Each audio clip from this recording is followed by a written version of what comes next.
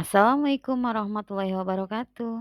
Halo anak-anak, apa kabar hari ini? Semoga kalian sehat semua ya. Oke, pada hari ini kita akan belajar pendidikan Pancasila. Kita akan belajar mengenal penerapan sila-sila Pancasila. Di pelajaran sebelumnya, Bu Guru sudah menjelaskan simbol-simbol Pancasila, seperti simbol sila pertama yaitu bintang. Sila pertama Pancasila berbunyi ketuhanan yang Maha Esa. Nah, karena hari ini kita akan belajar penerapan sila-sila Pancasila, kita akan mulai dari sila pertama. Jadi, penerapan sikap kita dalam kehidupan sehari-hari, contoh penerapan yang sesuai dengan sila pertama Pancasila adalah rajin beribadah. Jadi, apapun agama kita harus rajin beribadah sesuai dengan ajaran agama masing-masing. Yang kedua, kita harus berdoa sebelum dan sesudah melakukan kegiatan. Banyak hal atau kegiatan yang kita lakukan dalam kehidupan sehari-hari dan kita harus memulainya dengan doa. Nah, untuk contoh penerapan yang lain adalah berdoa sebelum dan sesudah belajar.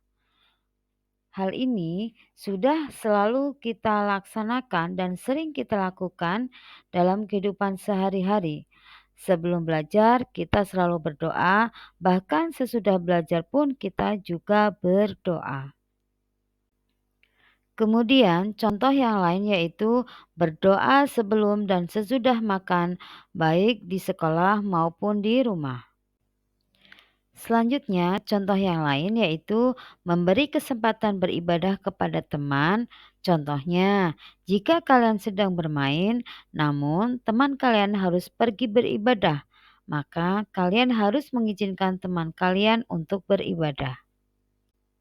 Nah, sekarang simbol yang kedua adalah rantai, dan sila kedua berbunyi kemanusiaan yang adil dan beradab.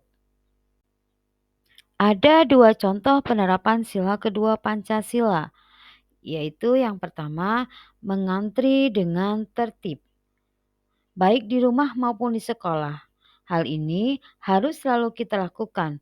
Ketika kita akan masuk ke kelas, kita harus berbaris dengan tertib, ataupun saat melakukan kegiatan apapun, jika memang harus mengantri, ya kita harus bisa mengantri dengan tertib. Dan contoh yang kedua yaitu menolong orang lain yang kesusahan. Ketika melihat teman kita terjatuh, kita harus menolongnya dan membantu orang tua yang tidak bisa menyeberang di jalan raya. Nah, anak-anak, sekarang kita belajar penerapan sila yang ketiga, di mana simbol sila ketiga yaitu pohon beringin. Bunyi sila ketiga Pancasila yaitu Persatuan Indonesia. Ketika kita melihat sekilas, bunyi dari sila ketiga ini ada kata persatuan. Jadi, contoh sikap kita yang sesuai dengan sila ketiga Pancasila adalah tidak membeda-bedakan teman. Dan kita tidak boleh memilih-milih teman. Misalnya, kita hanya berteman dengan yang satu agama atau mungkin yang satu suku dengan kita. Tidak boleh begitu ya anak-anak. Ingat, kita tidak boleh membeda-bedakan teman ya. Kemudian contoh yang lain, untuk menerapkan sila ketiga Pancasila yaitu bangga memakai produk dalam negeri. Banyak sekali produk-produk buatan Indonesia. Salah satu yang paling terkenal adalah batik.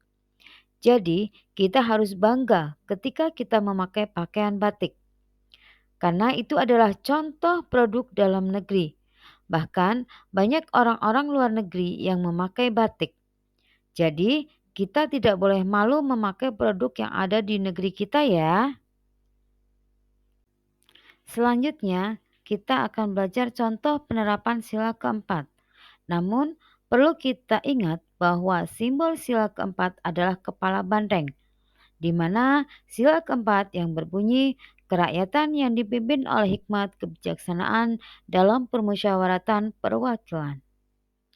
Nah, untuk contoh sikap yang sesuai dengan sila keempat adalah terbiasa bermusyawarah atau berdiskusi.